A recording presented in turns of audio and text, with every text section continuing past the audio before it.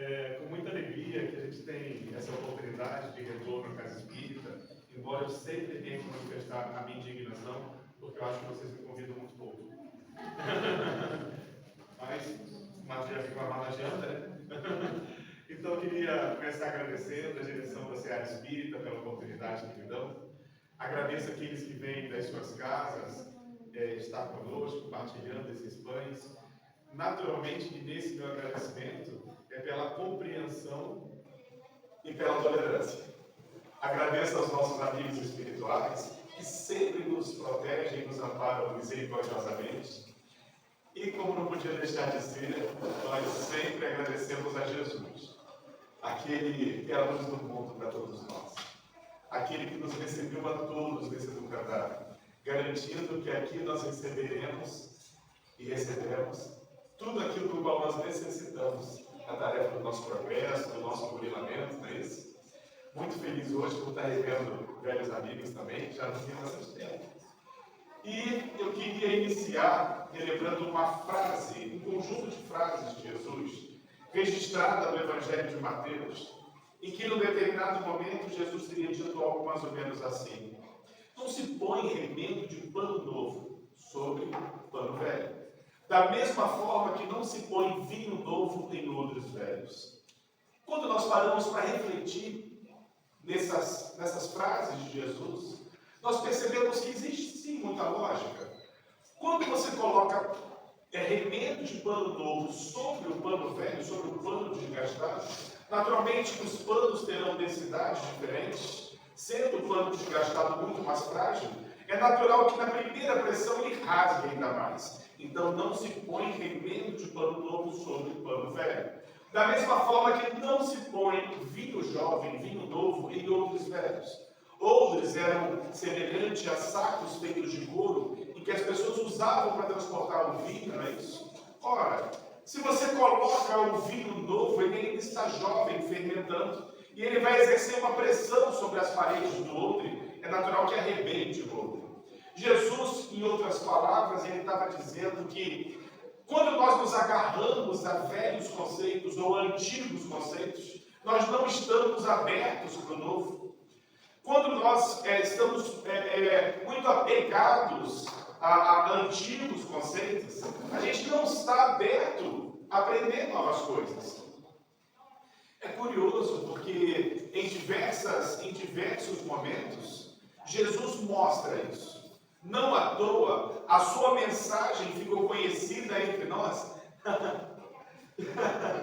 Não à toa, a sua mensagem ficou conhecida entre nós como boa nova ou boa novidade. Porque o que ele trazia verdadeiramente era uma novidade.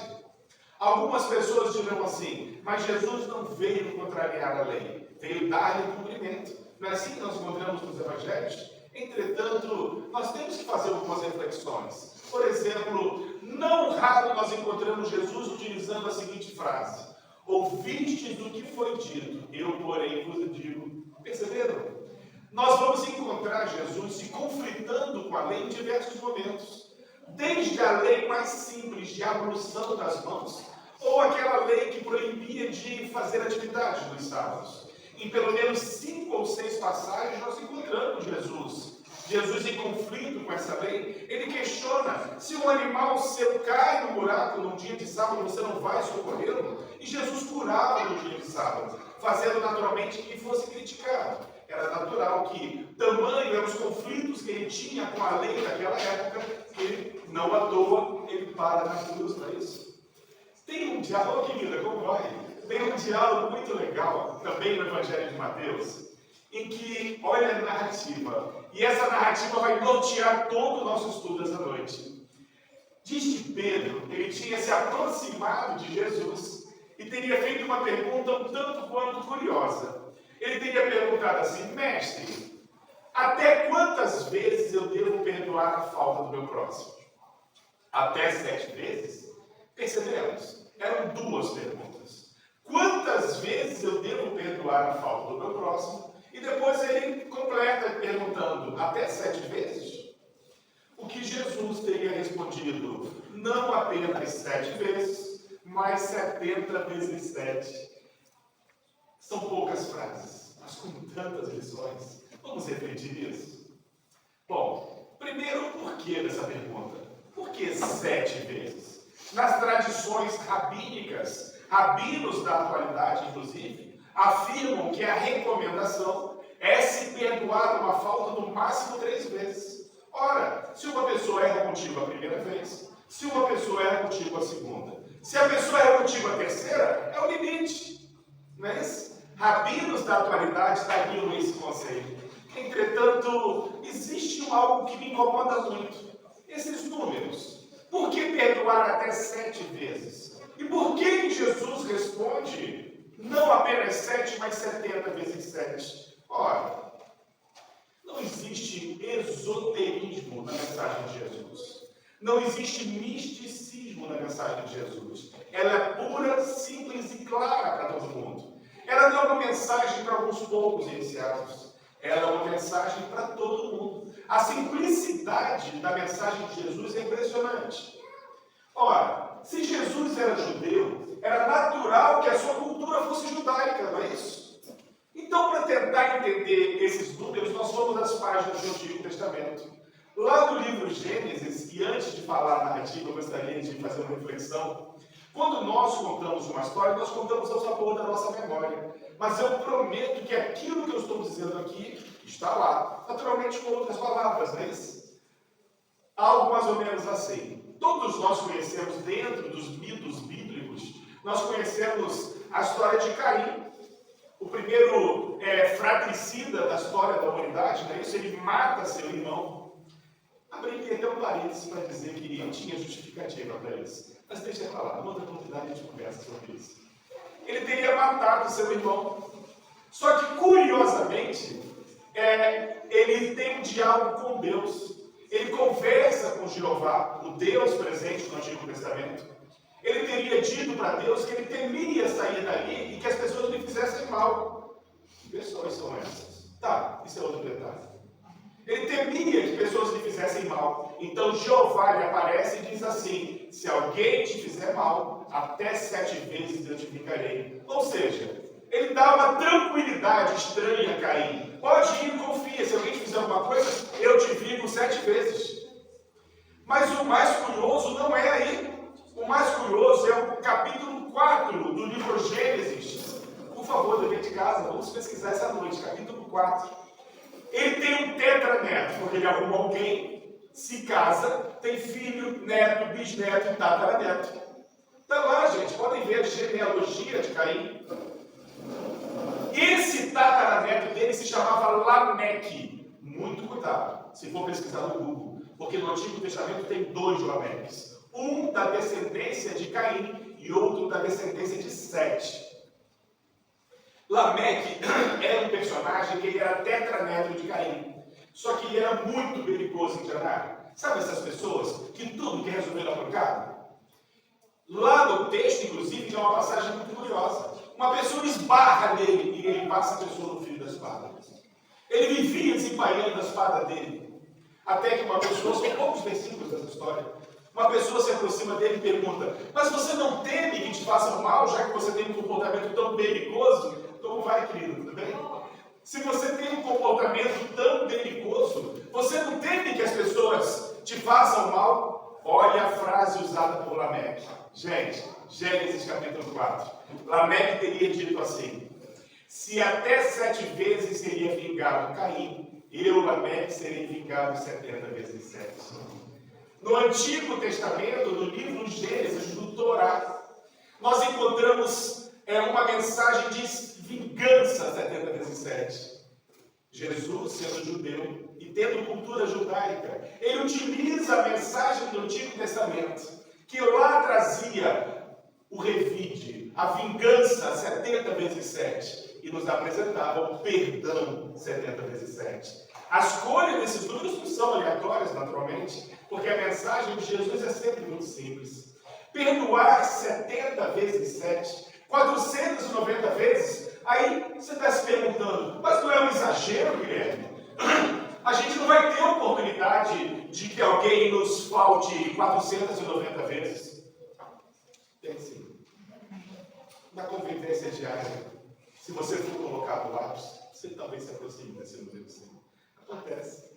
Jesus nos recomendava o perdão indefinidamente.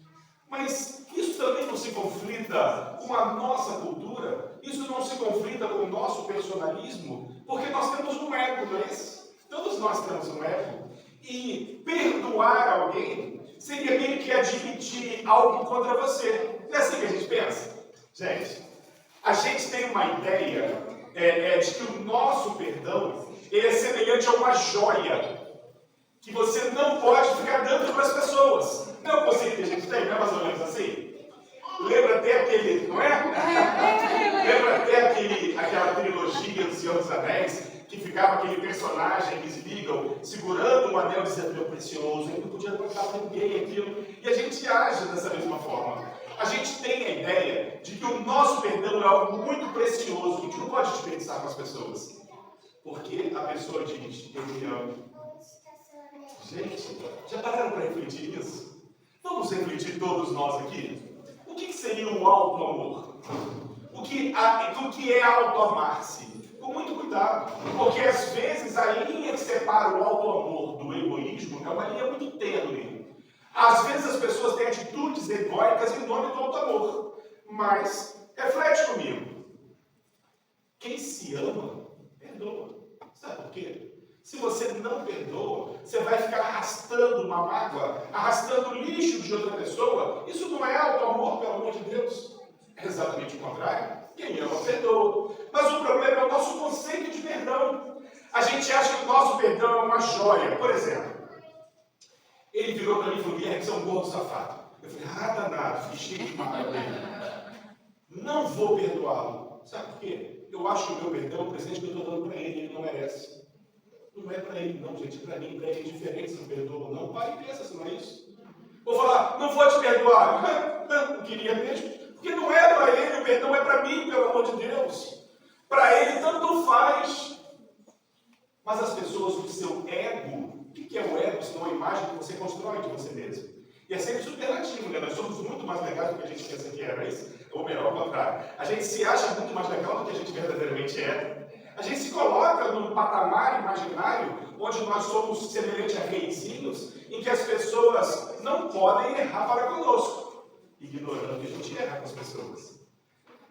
Gente, as pessoas só nos dão aquilo que elas têm para dar, pelo amor de Deus. Você não pode esperar que seja diferente. É até descaridoso você esperar que uma pessoa te dê aquilo que ela não tem para te dar. E pior, cobrar isso. Cobrar algo de alguém que ela não tem para te dar é descaridade. Sejamos compreensivos, pelo amor de Deus. As pessoas só nos oferecem aquilo que elas têm. E tem outra situação, às vezes ela até tem, mas naquele momento não tem. Entendeu? São momentos. E nós erramos com as pessoas. Caramba, mas o problema, a meu evangelho, segundo o Espiritismo, isso não estou inventando não. Nós somos extremamente autoindulgentes com as nossas faltas. Ai, gente, admitir um erro é tão difícil. Não é difícil? Dirão que é principalmente os homens. Mentira, não é assim. Mas admitir que nós erramos é muito complicado. Porque eu sempre invento desculpas para os meus erros. Primeiro, admitir que é um erro, que é um sacrifício. E depois, as desculpas que eu invento. Eu vou dizer frases do tipo, eu errei, mas fulano me provocou. Perceberam que eu estou inventando uma desculpa para o meu erro? Eu errei, mas eu não estava falando bom dia. Eu errei, mas ele errou comigo primeiro. Gente, todas essas frases são desculpas que eu invento para justificar o meu erro. Eu não tenho direito de magoar ninguém, pelo amor de Deus. E as pessoas então têm o direito de me magoarem? Não é bem direito não, mas vamos dizer que é uma necessidade. É uma necessidade nossa nos relacionamentos, eventualmente. As pessoas nos magoam porque nós também fazemos isso. Faz parte do mundo de provas e expiações. Se você andar pela vida belicoso, que nem Lameque, ninguém pode errar comigo, a sua vida vai ser um inferno. Isso não é auto-amor, pelo amor de Deus. As pessoas dizem assim, não, eu não admito porque eu me amo. Eu não admito porque eu não tenho sangue de barata. Eu não admito porque... Você vai criando uma ilusão, uma fantasia, você não é tão especial assim. As pessoas podem errar contigo. Você faz uma escolha, se o que você quer para a sua vida é paz ou não. Se o que você quer para a sua vida é o melhor para você de fato ou não. Porque aquela ideia de que o nosso perdão é uma joia preciosa que não pode ser dada para qualquer um e você, na verdade, não quer dar para ninguém, é egoísmo. Isso não pode ser confundido com alto amor, porque o indivíduo que se ama de verdade, ele não vai transitar por aí carregando lixo. E digo mais, a mágoa, o ressentimento, aquilo que nós levamos conosco quando não perdoamos, dizem até estudiosos que nos afeta a saúde. Então eu pergunto, onde é que está o amor? O amor está em perdoar, pelo amor de Deus. Mas a gente caminha, transita pela terra milênios defendendo a tese do contrário. De que eu sou tão especial, que eu não posso perdoar as pessoas, porque isso é sinal de fraqueza. Quando é exatamente o contrário. Os mais fortes perdoam. Algumas pessoas dirão assim, Guilherme, é verdade, Jesus nos perdoou da cruz. Ai, gente, se eu falar que não perdoa, vocês acreditam? Não perdoa não. Sabe por quê?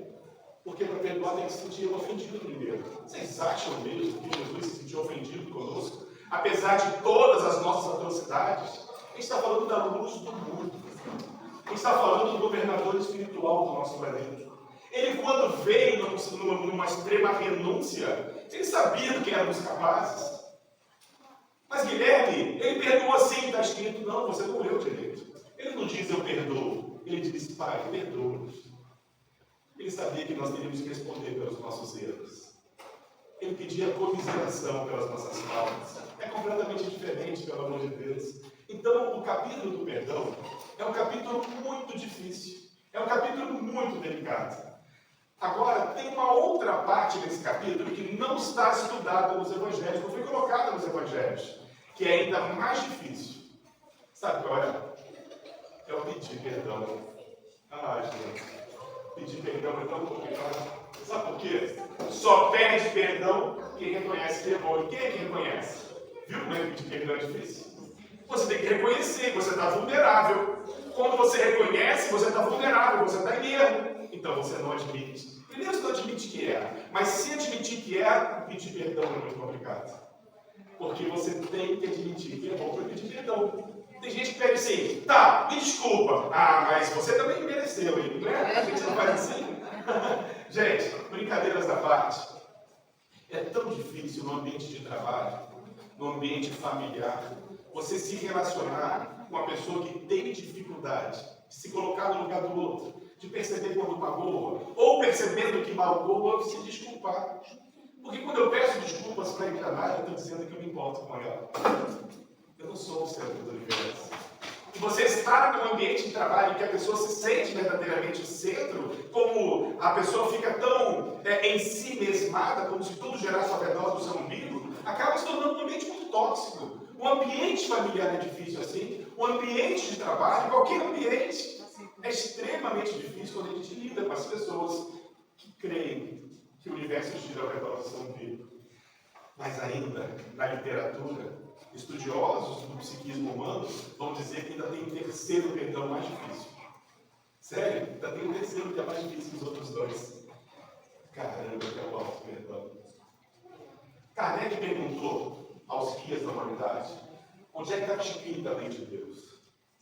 E os espíritos guias da humanidade disseram que está na consciência do homem. E a gente tem muita dificuldade de entender isso. Como assim está na consciência do homem? O indivíduo, quando ele desperta, isso pode ser após a desencarnação, e para alguns, até durante a encarnação, é o ideal que seja. Quando o indivíduo percebe que errou, ele se cobra. É óbvio que ele se cobra. Ele se pune. E ele não consegue vencer isso. O auto-perdão é, sinceramente, o perdão mais difícil de ser dado. Perdoar-se. Caramba, errei. Poxa, bola para frente.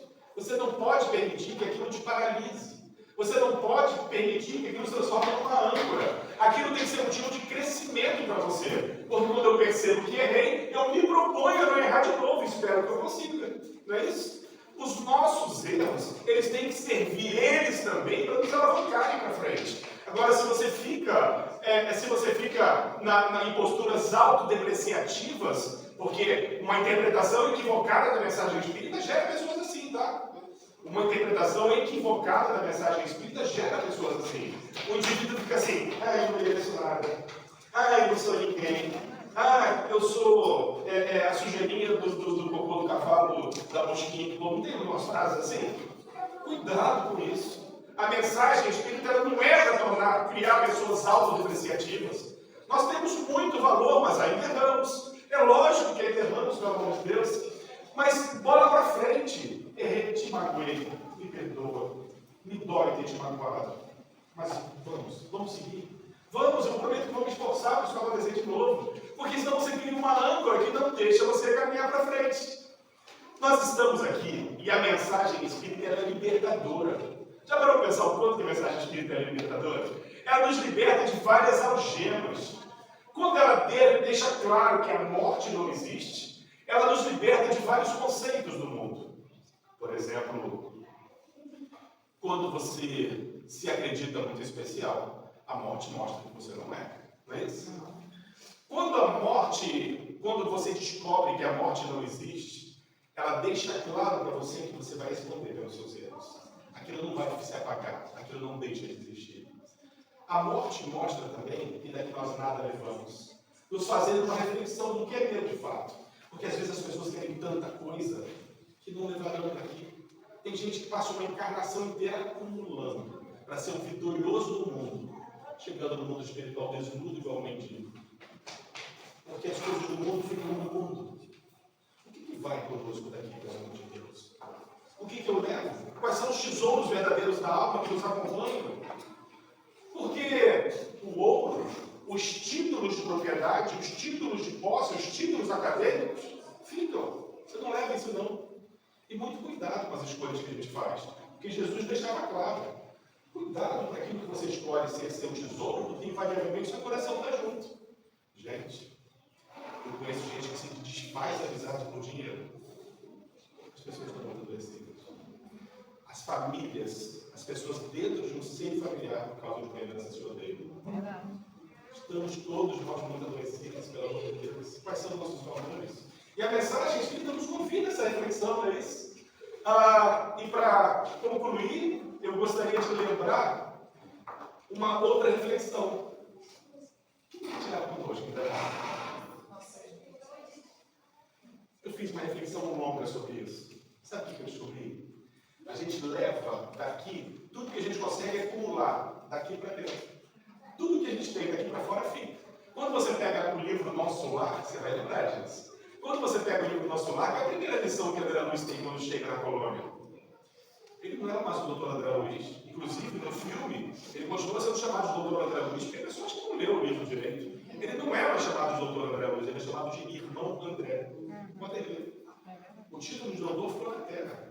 Lá na colônia espiritual, ele é o irmão André. O que vai, então, conosco? Se eu falei que o que vai conosco é o que a gente acumula daqui para dentro, o que vai conosco? Os amigos, a cultura, o bem que fazemos. Esses momentos vão conosco. Porque isso são patrimônios daqui para dentro. Não vai algo que você não consegue guardar aqui dentro. Não vai, não adianta, você pode se esforçar. Mas como diz o jargão popular, caixão não tem gaveta. Se caixão não tem gaveta, você não vai levar contigo. Sabe aquela joia preciosa de família? Não vai. Aqueles terrenos? Não vão. A sua conta bancária? Essa não vai mesmo. E eu fico olhando para pessoas, eu conheço gente assim, danada. A pessoa acorda de manhã cedo, bota a mão na barriga, geralmente tem uma barriga. As pessoas não têm uma barriga. Bota a mão na barriga, olha para o horizonte, imensidão de terra e fala, tudo meu. Todo, nada é dele. Vai ficar. E ele se acha poderoso e é um vencedor aos olhos do mundo. Mas e a parábola do rico e do Lázaro? Não dá para gente trabalhar a parábola do rico e do Lázaro porque ela é muito rica de mensagens espíritas. Mas chegando em casa tem uma vida. Parábola do rico e do Lázaro. As ilusões do mundo. As pessoas se iludem com as coisas do mundo. As pessoas se iludem. A nossa reflexão e o convite que a mensagem espírita nos faz é meditarmos sobre isso. Meus irmãos, que a paz de Jesus permaneça entre nós.